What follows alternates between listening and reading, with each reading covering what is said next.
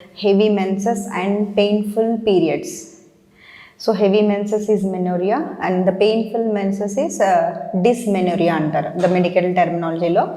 So దీన్ని ఇప్పుడు heavy menses కానీ లేదు ఈ హెయిర్ లైక్ పెయిన్ఫుల్ పీరియడ్స్ కానీ ఎలాంటి ఆక్యుప్రెషర్ పాయింట్స్ ఇన్స్టెంట్గా పనిచేస్తాయి అనే దాని మీద మీకు కొన్ని పాయింట్స్ చెప్తాను. మీరు suppose if you are like heavy menses heavy menses అంటే ఏంటంటే సపోజ్ మీరు ఒక 1 hour 2 hours మీరు పెట్టుకునే ఏదైతే శానిటరీ ప్యాడ్ ఉంటుందో దాన్ని మీరు చేంజ్ చేస్తున్నారు అంటే బికాస్ ఆఫ్ అది ఫుల్ అయితేనే కాబట్టి చేంజ్ చేస్తాం మనం. అలా మీరు చేంజ్ చేస్తున్నారు అంటే ఇట్స్ గుడ్.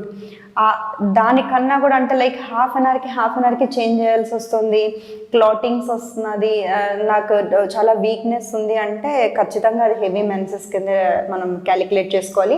ఇంకా అదే కాకుండా మీకు ఆ పీరియడ్ అనేది 3 to 4 days ఉండాలి. 3 to 4 days కన్నా కంటిన్యూస్గా 7 days ఉంది అంటే ఖచ్చితంగా మనకి అది హెవీ మెన్సెస్ కింద ఉంటుంది. వెరీ డిస్కంఫర్ట్ కూడా ఉంటుంది మనకి.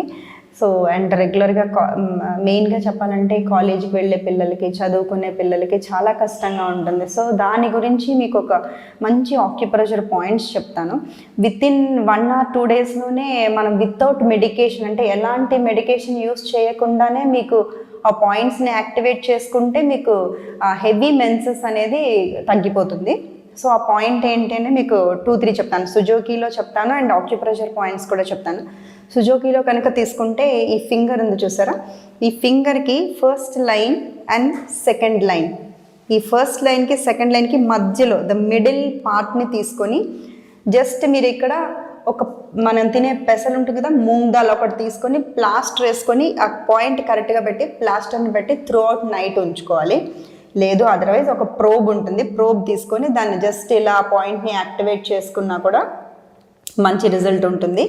దీంతో పాటు మనకి ఆక్యుప్రెషర్లో అయితే ఒక 2 points ఉంటాయి. ఆ 2 points ఏంటంటే one is SP6 and the second one is REN6. So REN6 ఎక్కడ ఉంటుంది, SP6 ఎక్కడ ఉంటుంది. REN6 అంటే కరెక్ట్గా మన నేవెల్ పాయింట్ని తీసుకొని నేవెల్కి దీన్ని 2 inches అంటే 2 ట్యూన్ అంటారు అన్నమాట. ఇలా ఫింగర్స్ని తీసుకొని 2 end of ట్యూన్ కింద మనకి REN6 అనే పాయింట్ ఉంటుంది కరెక్ట్గా నేవెల్ ఏరియాకి బిలో, నేవెల్కి కింద మీరు ఇలా క్యాలిక్యులేట్ చేసుకోవచ్చు. ఇలాగా దాని కింద ఉండే పాయింటే REN6.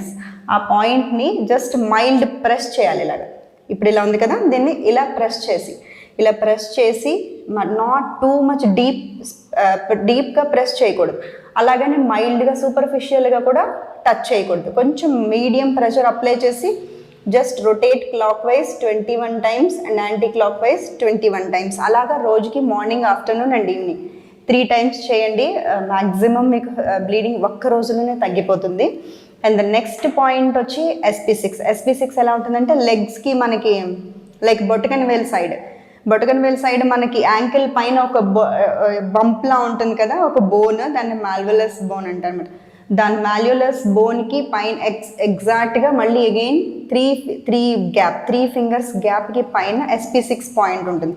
ఆ SP6 పాయింట్ని కూడా మీరు యాక్టివేట్ చేసుకోవడం వల్ల పెయిన్ఫుల్ డిస్మెనోరియా అండ్ మెనోరియా అనే ప్రాబ్లం కూడా తగ్గుతుంది. సో ఈ ఆక్యుప్రెషర్ పాయింట్ని మెయింటైన్ చేస్తూ హెల్దీ డైట్ని మెయింటైన్ చేస్తూ అంటే హెల్దీ డైట్ తీసుకొని ప్రాపర్ న్యూట్రిషన్ మెయింటైన్ చేస్తూ అసలు హెవీ మెన్సెస్కి ప్రాబ్లం ఏంటో తెలుసుకొని దానికి తగ్గ మెడికేషన్ వాడినా కూడా మంచి రిజల్ట్ ఉంటుంది. ప్రతిదానికి మందులు అవసరం లేదు. ఇలాంటి చిన్న టిప్స్ వాడినా కూడా మీకు దానికి తగ్గ రిజల్ట్ ఉంటుంది. సో నెక్స్ట్ టాపిక్లో మళ్ళీ ఇంకా కొత్త ఆక్యుప్రెషర్ పాయింట్స్ అవి మీకు చెప్తూ ఉంటాను.